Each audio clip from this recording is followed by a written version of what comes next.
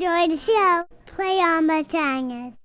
Welcome, Walljangers, to another Mattcast. Seen you guys, I know that's horrible English, but saw you guys love the episode that I just did, so figured might as well go with some more for you. And we'll just have a nice little talk about stuff I've seen in the top news and maybe some stuff I've been watching. So first thing I wanted to talk to you about is this term came up. First Lady of Perjangers, Jillian, and myself, we were talking earlier. And she mentioned the term lukewarm. And certain things and sayings in the English language, they always fascinate me on like their origins and where they've came from.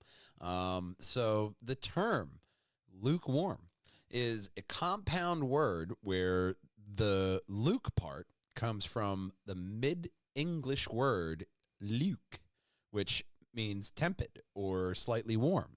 The Middle English word originated from Old English word lew or hlew, H-L-E-O-W, meaning warm or sheltered. So the term lukewarm essentially a descriptive phrase meaning warm or safely warm. The other one I saw here was neither hot nor cold, quality of temperature. So that's where that term lukewarm comes from. It's, it's not hot. So it literally just came from that. But it's an Old English term, luke, meaning tepid or slightly warm. So if you know any lukes, just call them tepid from now on. Or if you want to be a jerk, you just call them slightly warm. You can always do that as well. So a nice, fun little way to start off Mattcast. One big thing, since I am a bit of a sci-fi fan, obviously a superhero fan, Andy Machete is popping up into the spotlight again. He responds to the Flash criticisms. People love to jump on bandwagons, and they do. But he was essentially talking about the 2023 superhero film, The Flash, in a conversation reported by Playlist. The movie starred Ezra Miller as Barry Allen, one of DC's most talked about releases, but not for the story, controversy that surrounded it. And you'll even find on old podcasts back here on the Perjangers and Wallhangers Media Network of me calling Ezra Miller Captain Chokey.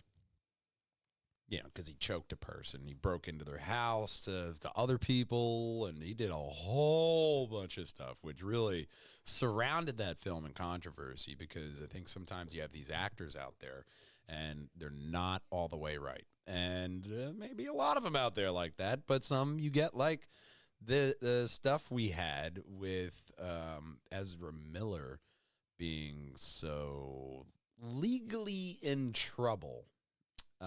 It was originally planned to reboot the DC universe, of the growing fatigue of superhero films and confusing the market.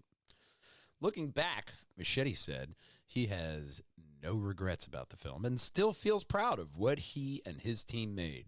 No, we just moved on and understood that sometimes there's headwind and a project that you dedicate a lot of work to, and we're very proud of it. I think it was a good movie.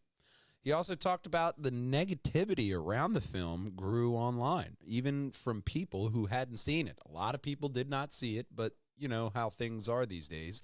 People don't see things, but they talk, but they like to talk shit about it. And they like to jump on bandwagons. Machete said they don't really know. People are angry for reasons that are unrelated to these things. And that's true, just like what I was saying. People were more angry about what Ezra Miller did and the mental health crisis this man was going through, essentially screaming for help.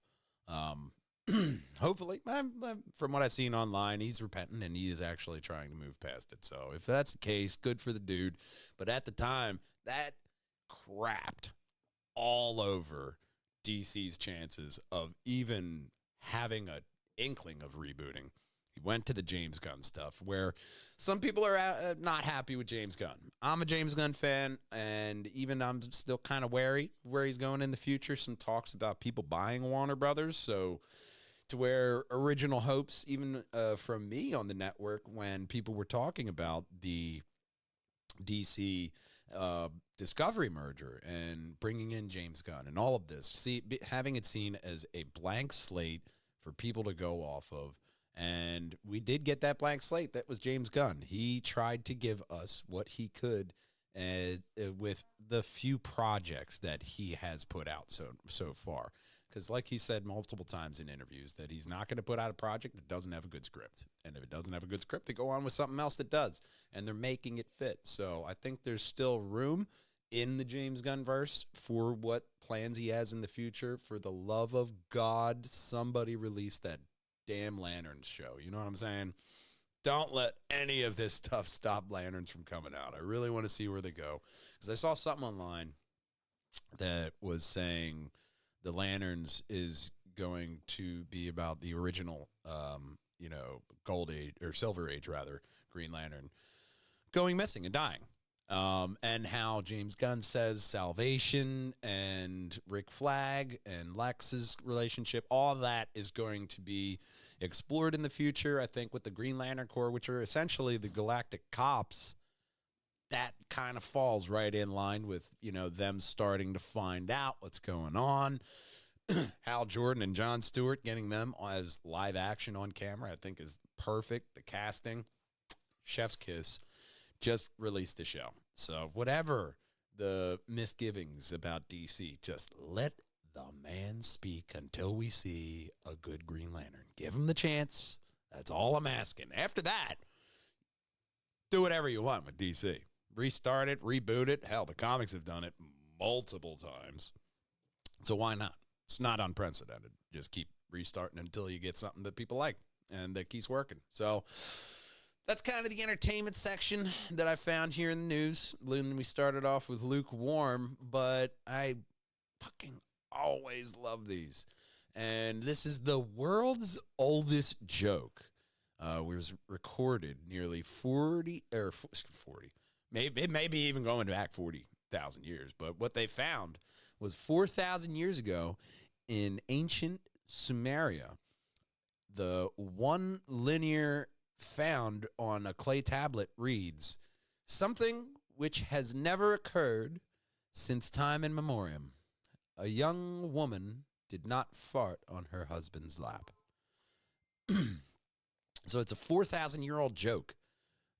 It's a proverb observing that a young woman has never not farted in her husband's lap. This simple gag shows humor has always been a part of human life, but my point is that fart jokes have always been funny. I mean, I'm not telling you it's okay to fart on somebody's lap, not particularly, but hey, rule of thumb, as long as it's funny. So apparently that rule of thumb has been going back for a long time, and, we all got that going on. One thing I also saw is eating dark chocolate while studying improves focus, mood, and memory.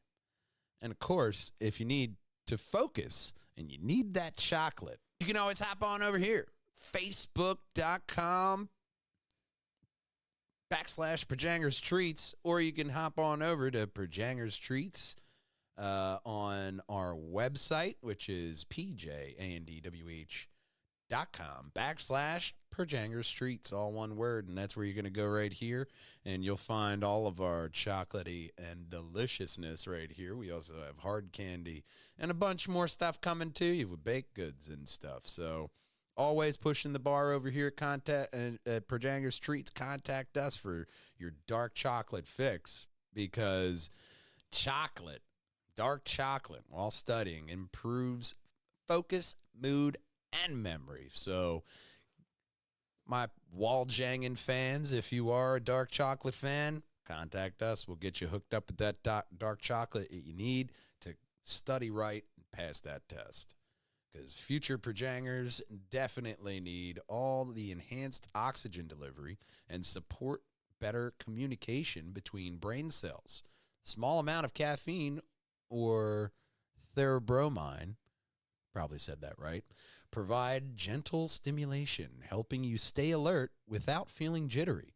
Dark chocolate also triggers the release of endorphins and serotonin, improving mood and reducing stress during study sessions. Overall, moderate amounts of dark chocolate can enhance memory, attention, and mental performance while studying. So, if you're hitting the books, getting ready for the tests and quizzes coming up that always happen for young students around the October, November, December region, need to hit them books in the studying, hit that dark chocolate, make sure you hit that button to contact us over at Perjanger's Treats. Shameless plug, I know, but it's also helping you. We try to build everyone up around here. And while you're sitting there in your phone, hop on over to your calendar and go back to October of 1582. I'll wait. Did you get there? Good. You're missing 10 days on your phone in October and you don't know why. Well, what happened in October 1582? I found this article on IFL Science, one of my favorite websites, especially since it's now behind the subscription wall. They explained in 2023, the Catholic Church adopted the Gregorian calendar in October of 1582. Prior to this, most of Europe had used the Julian calendar, introduced by Julius Caesar in 45 BCE. It's very similar to the Gregorian calendar, both in solar calendars with 12 months featuring 28 days to 31 days each. They also total 365 days, most years, with a leap day being added to February in certain years. The main difference is when the leap year occurs. The Julian calendar adds a day to the calendar for every 4 years, while the Gregorian calendar does the same unless the year is divisible by 100 and not, unless the year is divisible by 100 and not divisible by 400. What the fuck? It sounds like a very small difference, but it was the big deal for the Catholic Church because it was severely meddled with in the timing of Easter. The Council of Nicaea in 325 CE, it stated that Easter should be observed on the first Sunday following the first full moon after the spring equinox on March 21st. However, as the centuries passed, the spring equinox drifted from this date. This effect accumulated by the 16th century, when the spring equinox fell on March 11th, upsetting the timing of Easter. To solve this crisis, Pope Gregory XIII introduced the Gregorian calendar to realign the new calendar with the motions of the sun. We had to lose 10 days that had accumulated due to the flaw of the Julian calendar. October was picked as the month to lose 10 days as it didn't clash with any of the major events in the Christian calendar following the Fest of St. Francis of Assisi on October 4th. The switch to the Gregorian calendar took place to the world skipped October 15th instantly, overnight. It was October 4th to October 15th, 1582. And for that reason, most calendars skip from October 4th to 15th, if they go back that far. Interestingly, not everyone adopted the Gregorian calendar at the same time. For example, Alaska didn't make the switch until 1867, when it was transferred from Russia to American control. Russia was still using the Julian calendar at the time, but the U.S. followed with the Gregorian system, so Alaska had to jump ahead by numerous days to realign with its new government. As a result, those missing days in Alaska occurred in 1867. Obviously, the 16th century monks weren't putting dates on their iPhone diaries, but the calendars do go back really, really far. It's not clear why they're designed to do this, although it is always interesting to see whether your birthday fell on a weekend in the year 27 BCE. So if you do go back there, I found that was interesting. The Catholic Church just like, oh Jesus, we have way too many days. We really did. We did the math. It's not lining up. I'm so sorry, Pope. We gotta get rid of 10 days. All right, but you got to pick the 10 days. It better not mess with any holidays. God damn it. Ooh, all right, we got to fix this. What are we gonna do? We got to pick October. There's nothing. We can just kind of meddle in there. What about like any of the time in the summer months? You could have just got rid of those. Like, there was no real, after Easter, it's not like you really have anything there unless we drop some holidays in between now and then. And that, that's possible too. But interesting little factoid if you're scrolling back through your phone and you do see that jump. I've seen the meme on Facebook popping around. So I always wanted to be like, well, what the hell was that? So that was that. And then the other thing you guys saw on the news feeds, million-year-old skull pushes back Homo sapiens' origins by nearly 400,000 years. Our ancestors may have originated outside of Africa is essentially what this million-year-old skull is saying. The Yuxan 2, Yuan, YUNXIAN 2. So, Chinese skull. Until recently, they thought Homo sapiens and Neanderthals split off from their last common ancestor around 600,000 years ago. But prehistoric skull from China just shattered that narrative dating back to 1 million years ago. Discovered in the Hubei province in 1990, the so-called Yuxan 2 skull had been the center of taxonomic confusion for the past 35 years, largely because the specimen was badly crushed and therefore difficult to study due to its age and the shape of its brain case, though some scholars had assumed that the cranium belonged to Homo erectus. However, using CT scans and digital reconstruction techniques, the author of this new study has managed to correct the skull's distortions and build a complete model of the specimen. In doing so, they revealed that this skull possesses a mosaic of features. Some are typical of more primitive hominids like Homo erectus, while others are more aligned with Homo sapiens. Cross-referencing that 500 of these morphological traits against 104 other human fossils, the researchers determined that Yuxan 2 belonged to the Homo longi clade, which includes a 145,000-year-old skull that was recently identified as Denisovan.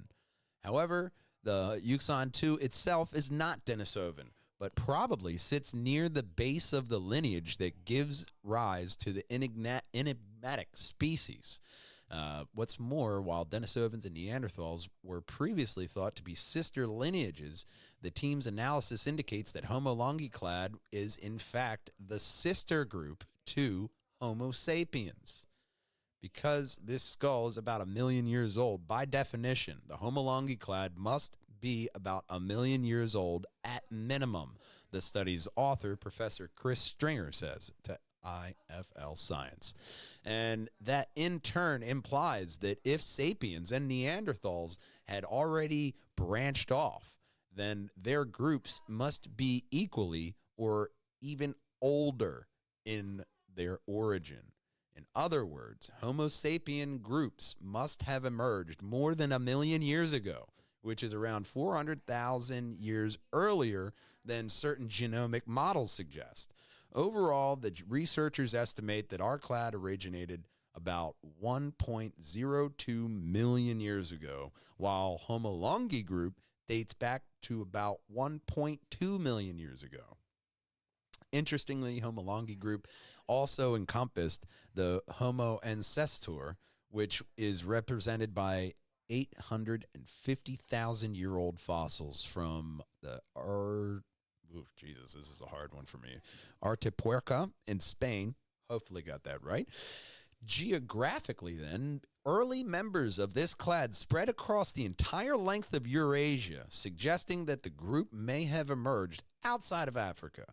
So that's where this study of the million-year-old fossil head really gets kind of interesting, because instead of the out-of-Africa theory, having the Homo longi, the the Denisovans having these early hominid groups out of China, because that's where they found the oldest Denisovan skull not too long ago, was right in China. So that's kind of really interesting. We're finding these numbers that keep pushing the origins of our species back further and further. The more we put newer technology in there to better understand the metal in the middle is what this is.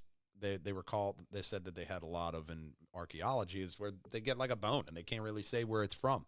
This is where you start to uncover this stuff of the past and you realize, oh, us humans have been around for a lot longer. And then you look at the Turing list in Egypt. If I'm going to put my silly little podcast hat and come on for a minute, that's where it gets really interesting, I think. So, million-year-old skull, I'm interested to see where they find, and, obviously they keep researching in there and find different things to go, and so we can discover our past. But I wanted to end off with a little bit of a ray of sunshine for the future. Picture Perfect Small Towns. Get it on Amazon today. Welcome back. Finish off the podcast, I wanted to end off with this story because it's a nice one. The brain implant enables a paralyzed man to feel and use objects using someone else's hand. The tech allowed Keith Thomas to control the hand of other people, including another with a spinal cord injury. So that's pretty wild to think. A paralyzed man in his 40s is now able to feel and use objects through the hand of another person after receiving a brain implant that connects him to a human avatar. God, I think there was like a couple movies on this. One of them may even had the name Avatar. Keith Thomas became paralyzed in all four limbs, known as a quadriplegic, in 2020 when he dived into a pool and broke his neck. Oh, my God. Dude, that has always been a little fear in my mind of like just diving into a pool and just becoming a quadriplegic. I mean, obviously they cover that if you go into like any kind of lifeguarding training. They'll teach you like how to, if somebody injured themselves, how to properly, swim them ashore and stuff. But ever since, especially in pools, you never know. Somebody really tall, I can do it. God, don't just blindly dive into a pool head first, man. That is so unsafe. Everybody's done those jumps to where you sit and you go feet first and you collapse your legs and your butt hits the ground real hard and you're like, oh, thank God. Yeah, imagine that was your head, man. Not a good look. Not a good look. So, God, we're covering a whole bunch of different kinds of, little bits of advice here today. But injuring his spinal cord and rendering him unable to move or feel anything from the chest down.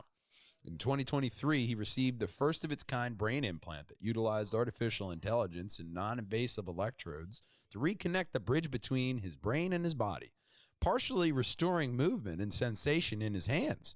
A year later, he was able to feel his dog's fur, use his arm and hand to pick up a cup and drink out of it, which is really impressive.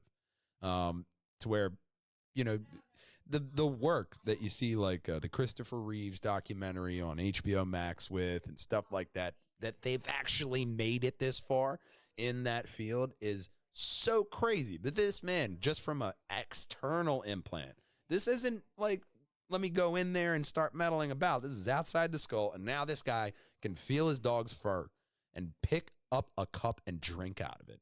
That is wild in and of itself.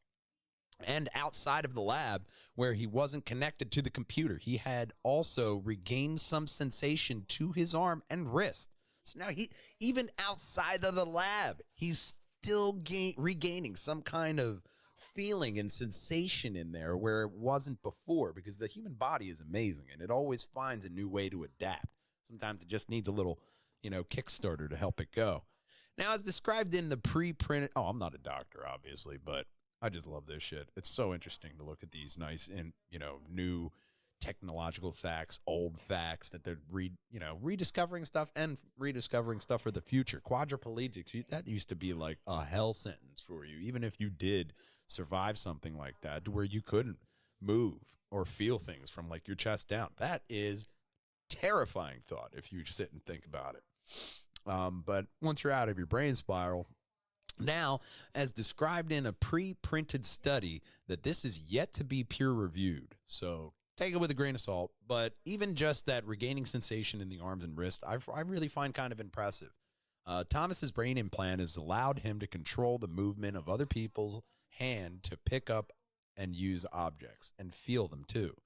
Using other people's hands to pick it up. That's so weird.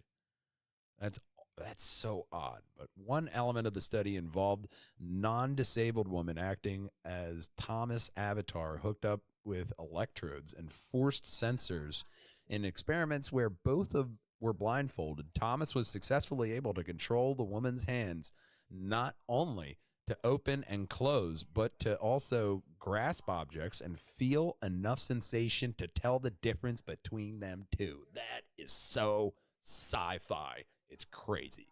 So that's where absolutely amazing story. I mean, especially for a quadriplegic.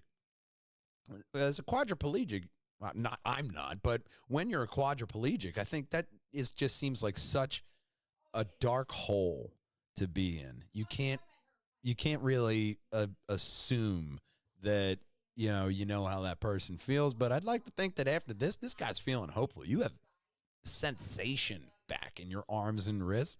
That's awesome. Being able to feel your dog's fur, that's something that'll hit you in the feels every time. And the fact he can pick up a drink and take it, with just thinking about it.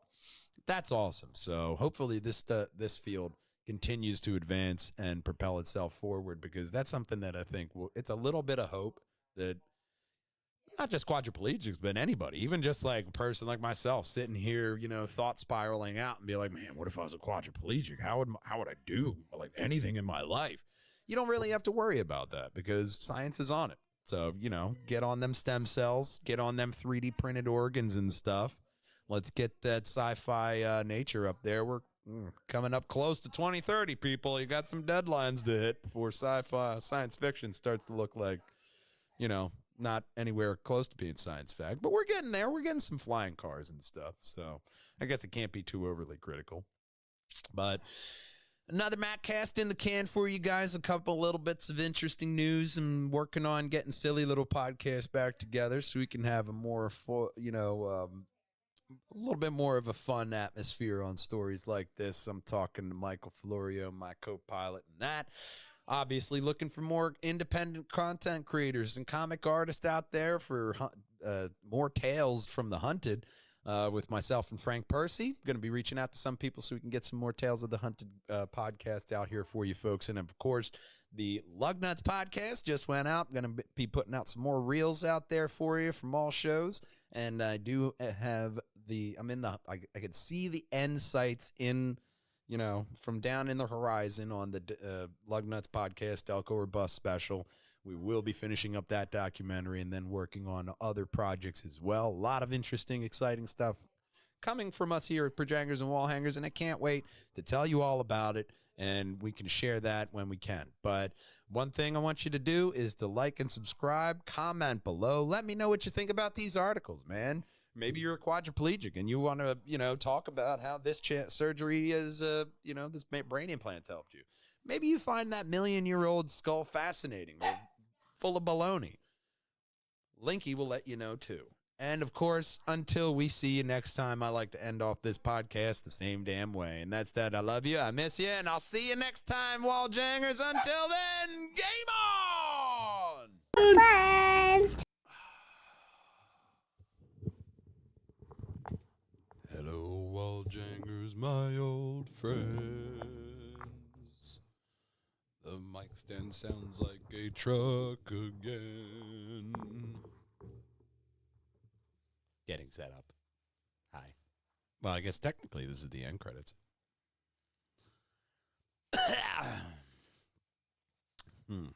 Right where my head is the subscribe button. Right here is best video for you. Oh, and right here is every single Mattcast in a playlist. Check them out. And until next time, game on. Bye.